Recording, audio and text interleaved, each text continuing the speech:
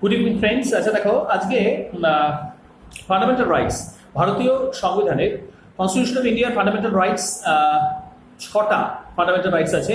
আমি আবারও বলছি, অনেকে 7টা বলে, তা কিন্তু নয়। শিক্ষার অধিকার আইন যেটা, সেটা কিন্তু সাবসেকশনের মধ্যে আসে, সেটা কিন্তু ইন্ডিভিজুয়ালি কোনো ফান্ডামেন্টাল রাইটস নয়। আচ্ছা, এখানে দেখো ফান্ডামেন্টাল রাইটস এর ব্যাপারে একটুখানি মানে স্পেসিফিক কিছু আলোচনা বলছি, যাতে তোমাদের ডাউটটা ক্লিয়ার হয়ে যায়। ফান্ডামেন্টাল রাইটস এর মধ্যে দেখো 12 থেকে 35তম আর্টিকেল যেটা আছে, 12 থেকে 35তম আর্টিকেল, এটা কিন্তু ফান্ডামেন্টাল রাইটস এর মধ্যে আসছে। 12 থেকে 35তম আর্টিকেল ফান্ডামেন্টাল রাইটস এর মধ্যে আসছে। আচ্ছা, দেখো 12তম মানে আর্টিকেল যেটা আমি বলছি, 12তম আর্টিকেলের মধ্যে কি বলছে, এই 12 অ্যাকচুয়ালি আমরা 14 থেকে সবসময় পড়ি, 12টাকে আমরা ওভারলুক করে যাই। 12 সম্বন্ধে অনেকে জিজ্ঞেস করলে অনেক স্টুডেন্টই 12তম আর্টিকেল কিন্তু খুব ক্লিয়ার ভাবে বলতে পারবে না 12তম আর্টিকেলটা কি আছে। ঠিক আছে, 12-13 এই দুটো আর্টিকেল ভেরি ইম্পর্টেন্ট, কিন্তু 12-13 এই দুটো আর্টিকেল থেকে কিন্তু প্রচুর প্রশ্ন আসে। অন্যান্য থেকে যে প্রশ্ন আসে না তা না, 12-13 আর্টিকেল থেকে কিন্তু প্রচুর প্রশ্ন আসে। আচ্ছা, নেক্সট এখানে পয়েন্টটা যেটা বলছে দেখো, 12তম আর্টিকেলে কি বলছে। 12তম আর্টিকেল অ্যাকচুয়ালি স্টেট, রাজ্য সম্পর্কে হচ্ছে বলা। ঠিক ওকে, 12তম আর্টিকেল বলছে 12 মানে article 12 defines the state which includes, আচ্ছা স্টেট মানে রাজ্য, এবং তার মধ্যে কি কি জিনিস থাকবে সেটা হচ্ছে বলা।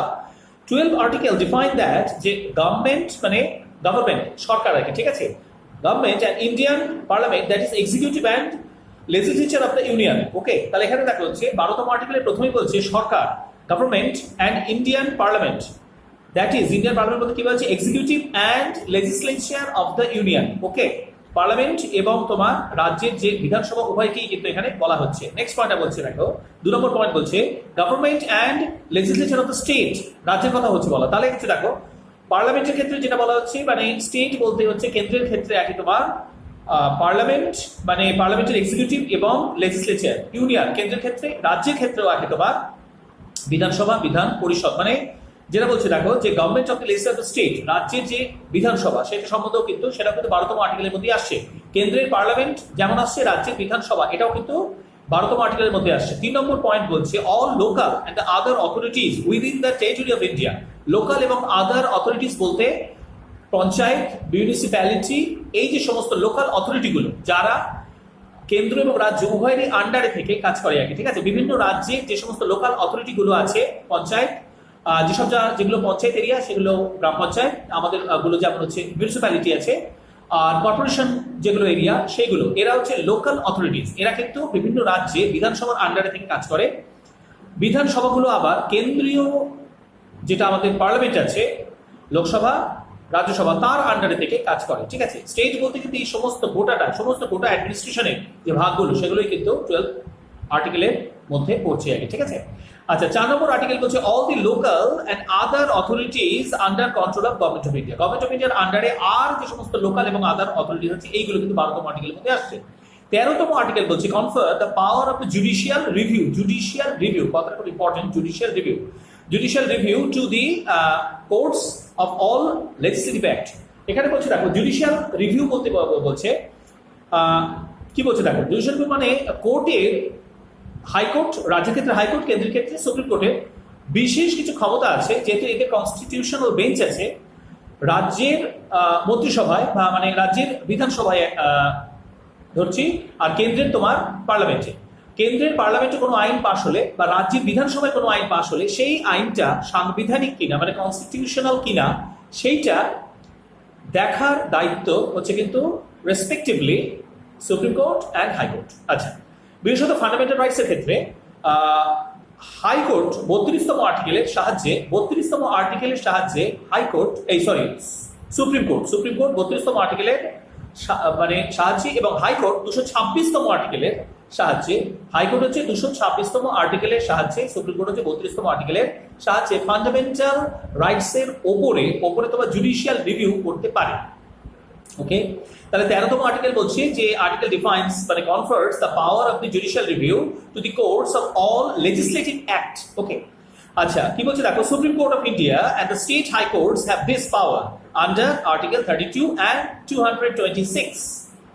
They can declare a law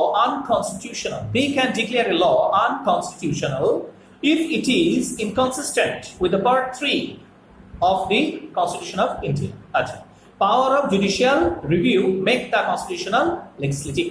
আচ্ছা, তাহলে এখানে কি বলছে দেখো, 12 আর 13তম আর্টিকেলে বেসিক্যালি হচ্ছে তোমার স্টেট মানে রাজ্য সম্পর্কে হচ্ছে বলা, মানে রাজ্য বলতে এখানে স্টেট বলতে স্টেটটা কিন্তু অনেক সময় কেন্দ্র করতে ইউজ হয়, অনেক সময় রাজ্য হিসেবে ইউজ হয়, ঠিক আছে, রাজ্যের ক্ষেত্রে রাজ্য হিসেবে ইউজ, কেন্দ্রের ক্ষেত্রে কেন্দ্র হিসেবে ইউজ। 12 আর্টিকেলে তোমার ভারতের জুরিসডিকশন কতটা আছে টেরিটরির মধ্যে, গভর্নমেন্ট অফ ইন্ডিয়ার আন্ডারে যে অঞ্চলগুলো আছে, লোকাল অথরিটি এবং রাজ্যের ক্ষেত্রে বিধানসভা, আর যেসব রাজ্যে বিধান পরিষদ আছে সেইটা, কেন্দ্রের ক্ষেত্রে পার্লামেন্ট, মানে তো আমরা জানি লোকসভা রাজ্যসভা উভয়, এই গোটাটা হচ্ছে 12তম আর্টিকেলের মধ্যে আসছে। আর 13তম আর্টিকেল ফর জুডিশিয়াল রিভিউ। আচ্ছা, জুডিশিয়াল রিভিউ তাহলে ব্যাপারটা কি? কেন্দ্রীয় আইন মন্ত্রক মানে কেন্দ্রের ক্ষেত্রে একদম পার্লামেন্টে কোনো আইন পাশ হলে সুপ্রিম কোর্ট সেটা দেখবে যে সেটা কনস্টিটিউশনাল না আনকনস্টিটিউশনাল। যদি সংবিধান বিরোধী হয় এটাকে সঙ্গে সঙ্গে বাদ দিয়ে দেওয়া হবে। রাজ্যের ক্ষেত্রে হাইকোর্ট 226তম আর্টিকেলের সাহায্যে দেখবে যে রাজ্য বিধানসভা কোনো আইন পাশ করলে সেটা সংবিধান সম্মত হচ্ছে না সংবিধান অসম্মত হচ্ছে। যদি সংবিধান অসম্মত হয় মানে আনকনস্টিটিউশনাল হয়, সঙ্গে সঙ্গে সেটাকে বাদ দিয়ে দেবে। ওকে, আচ্ছা এখানে দেখো আর্টিকেল 14। আচ্ছা নেক্সট যেটা বলছিলাম পার্ট 3 মধ্যে যেটা বলছি তোমার আর্টিকেল 14 আছে 14তম আর্টিকেল তো আমরা সকলেই জানি, আইনের চোখে সকলের সমান ইকুয়ালিটি বিফোর ল। আচ্ছা এইখানে দেখো একটু মানে একটু ইলাবোরেটলি আমরা এই জিনিসটাকে একটু দেখবো, একটু ইলাবোরেটলি মানে একটু বড় করে আমরা এটাকে দেখবো কিভাবে বলছে। দেখো ইকুয়ালিটি বিফোর ল মানে আইনের চোখে সকলের সমান, ভালো কথা, আইনের চোখে সকলের সমান। কাউকে জিজ্ঞেস করলে সে বলে ও 14তম আর্টিকেল, এটা তো আইনের চোখে সকলের সমান। কথাটা কিন্তু খুব মানে গুরুত্বপূর্ণ এবং এর মধ্যে অনেক মানে আছে। আইনের চোখে সকলের সমান, ঠিক আছে, ইকুয়ালিটি বিফোর ল কি বলছে এটা দেখো। এর বলছে কিছু মানে equality before law, equality protection of law, দুটোর মধ্যে কিছু কিছু কনফিউশন হয়ে যায় আমাদের, ঠিক আছে। এখানে বলছে দেখো equality before law and equal protection of laws are different, ঠিক আছে, দুটো কিন্তু পার্থক্য। একটা হচ্ছে ইকুয়ালিটি বিফোর ল আর হচ্ছে ইকুয়াল প্রোটেকশন অফ লস, ঠিক আছে। এখানে বলছে ইকুয়ালিটি বিফোর ল কি বলছে, অ্যাকচুয়ালি ইকুয়ালিটি বিফোর ল একটা নেগেটিভ কনসেপ্ট আর equal protection of law is a positive concept.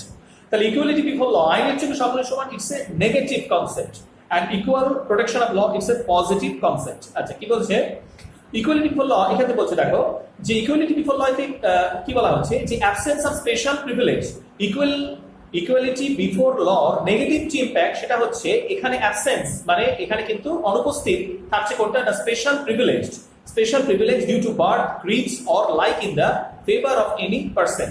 আচ্ছা there is equal treatment before law, ঠিক আছে। আচ্ছা ইকুয়াল প্রোটেকশন অফ ল সেটা হচ্ছে right to equality of treatment in the similar circumstances. আচ্ছা মানে একই পরিস্থিতিতে দুটো জিনিস কিন্তু সম্পূর্ণ আলাদা। আইনের থেকে সকলের সমান, ধনী বড়লোক সকলের সমান, এটা একটা পজিটিভ দিক আর কি বললো, ঠিক আছে।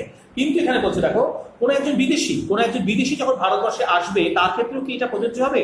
তার ক্ষেত্রে কিন্তু অ্যাকচুয়ালি ইকুয়াল প্রোটেকশন অফ লটা প্রযোজ্য হবে, ইকুয়ালিটি বিফোর লটা কিন্তু নয়, ঠিক আছে। ওকে, আরেকটা হচ্ছে দেখো রুল অফ ল, এখানে যেটা বলছে, আচ্ছা এখানে যেটা আরেকটা জিনিস বলছে রুল অফ ল বলতে মানে আইনের যে ব্যাপারটা বলছে, rule of law is the basic structure of the constitution which cannot be destroyed even by the constitutional amendment under 368তম আর্টিকেল সাহায্যে। 14তম আর্টিকেল এটা গেল। 15তম আর্টিকেলে যেটা বলছে সেক্স, কাস্ট, রিলিজিয়ন আর প্লেস অফ বার্থের ভিত্তিতে কাউকে ভাগ করা যাবে না। সেক্স, কাস্ট, রিলিজিয়ন আর প্লেস অফ বার্থের ভিত্তিতে কাউকে ভাগ করা যাবে না। যেমন যেটা তোমাদের আগের ভিডিওতে আমি একটা বিষয় বলতে গিয়ে বলছিলাম যে সুপ্রিম কোর্টের ওই 5 জনের কনস্টিটিউশনাল বেঞ্চ আগে অন্ধ্রপ্রদেশ যে আইনটা করেছিল যে ট্রাইবসদের পড়ানোটা শুধুমাত্র 100% মানে ট্রাইবদের যারা পড়াবে ট্রাইব স্কুলে আর কি, সেখানে 100% সিটই ট্রাইবালদের জন্যই সংরক্ষিত করে রাখা হয়েছিল। অন্য যারা উচ্চ বর্গের থেকে আসছিল তাদেরকে আর চাকরিতে নেওয়া হতো না, কারণ ট্রাইবালদের ভাষা ট্রাইবালরাই বোঝে, ট্রাইবালরাই ভালো কমিউনিকেট করতে পারে, অন্যান্যরা করে না, বা অন্যান্য যারা উচ্চ বর্গের টিচার আছে তারা এইসব ট্রাইবাল স্কুলগুলোতে রিক্রুটমেন্ট দিলেও তারা সেখানে যায় না, অ্যাবসেন্ট থাকে, এই কথা বলে সুপ্রিম কোর্ট কিন্তু এটা বলছে না, এটা 15-1তম আর্টিকেলকে অর্থাৎ তোমার যেটা বলছিল sex, caste, religion, place of বার্থের ভিত্তিতে কাউকে ভাগ করা যাবে না, এবং 16তম মানে আর্টিকেলকে ভায়োলেট করছে। 16তম আর্টিকেল হচ্ছে public appointments, no discrimination on public appointments, সরকারি চাকরিতে কোনো রকম ডিসক্রিমিনেশন করা যাবে না। এই দুটো ধারা যেহেতু ভায়োলেট করছে সুতরাং সুপ্রিম কোর্ট এটাকে আনকনস্টিটিউশনাল বলে দিয়েছে, এবং সুপ্রিম কোর্ট একথাও বলেছে যে মানে টিচার স্কুলে যাচ্ছে না সেটা তো একটা অন্যায় কাজ, সেটাকে তুমি রেকটিফাই করো, টিচারের উপর প্রেশার ক্রিয়েট করো, সেটাকে তুমি টিচারকে সেটা তুমি সেই সমস্যাটা তুমি টিচারের সাথে বসে মেটাও, কিন্তু তার জন্য তুমি রিজার্ভেশন করবে 100%, সেটা কিন্তু আনকনস্টিটিউশনাল। কারণ এটা কিন্তু কোনো রেয়ার ইভেন্ট নয়, এটা একটা কমন প্র্যাকটিস অনেক স্কুলেই, সেটা ট্রাইবাল স্কুল নয়, অনেক স্কুলেই টিচাররা অনেক সময় যায় না, ফাঁকি দেয়, সেইটা লোকাল অথরিটিকে বসে ঠিক করতে হবে। সেটা তার জন্য তুমি কখনো নতুন আইন প্রণয়ন করতে পারো না। 100% একদম ট্রাইবালদের জন্যই তুমি সিট রিজার্ভ করলে অন্যান্যরা সেখানে কিন্তু কোনো ইকুয়াল বেনিফিট পাচ্ছে না বা কোনো সুযোগই পাচ্ছে না। মানে তোমার কি বলবো, এটা কিন্তু আইনের চোখেও সমান, মানে ইকুয়ালিটি হলো, এটাও কিন্তু ঠিক হচ্ছে না। এই জন্যই এই জন্য বাদ দেওয়া হয়েছে, ঠিক আছে। তাহলে 16তম আর্টিকেল যেটা বলছিলাম, পাবলিক অ্যাপয়েন্টমেন্ট, সরকারি চাকরির ক্ষেত্রে যেন কোনো ভায়োলেশন না হয়। যেমন এক্ষেত্রে ভায়োলেশন হয়েছে বলে সুপ্রিম কোর্ট সেটা বাতিল করেছে, আনকনস্টিটিউশনাল বলেছে। 17তম আর্টিকেলটা হচ্ছে তোমার অ্যাবলিশন অফ আনটাচ, মানে অস্পৃশ্যতা, যেটা বলে অস্পৃশ্যতা, অ্যাবলিশন অফ আনটাচেবলস, টাচেবিলিটি যেটা বলা হয়েছিল। 18তম আর্টিকেলে ভেরি ইম্পর্টেন্ট, অনেকে ভুল করে। 18তম আর্টিকেলে একদিকে ইংরেজদের দেওয়া প্রাইজ, মানে ভারতরত্ন, পদ্মভূষণ, পদ্মশ্রী এগুলোকে বাদ দিয়ে দেওয়া হয়েছে। অন্যদিকে 18তম আর্টিকেলের সাহায্যে আবার কি আনা হয়েছে, ভারতরত্ন এবং মানে ভারতরত্ন, পদ্মভূষণ, পদ্মশ্রী এগুলো দেওয়া হচ্ছে। আর ইংরেজদের দেওয়া যে সমস্ত ছিল রায় বাহাদুর এবং রাজা, সরি আমি একটু ভুল বলেছি এখানে, ইংরেজদের দেওয়া যে সমস্ত মানে সম্মানগুলো ছিল, রায় বাহাদুর এবং রাজা, রায় বাহাদুর রাজা, ঠিক আছে, রায় বাহাদুর রাজা, এইগুলোকে বাতিল করে দেওয়া হচ্ছে। এবং পদ্মভূষণ, পদ্মশ্রী, ভারতরত্ন এইগুলোকে ইমপ্লিমেন্ট করা হচ্ছে 18তম আর্টিকেলের সাহায্যে। ওকে, ভেরি ইম্পর্টেন্ট। আর আরেকটা যেটা হচ্ছে যে সম্পত্তির অধিকারটা 1978 সালে 44তম মানে অ্যামেন্ডমেন্ট অ্যাক্ট, ঠিক আছে, 1978 সালে 44তম অ্যামেন্ডমেন্ট অ্যাক্টের মাধ্যমে সম্পত্তির অধিকারটা এখন ফান্ডামেন্টাল রাইটস না, এখন বর্তমানে এটা লিগ্যাল রাইটস এর মধ্যে আসছে। 300A তম আর্টিকেলের মধ্যে কিন্তু এটা আসছে, ঠিক আছে, 300A তম আর্টিকেলের মধ্যে আসছে 1978 সালে 44তম অ্যামেন্ডমেন্ট অ্যাক্ট। আচ্ছা, 20 আর 21তম আর্টিকেল ভেরি ইম্পর্টেন্ট, বারবার আমি বলি।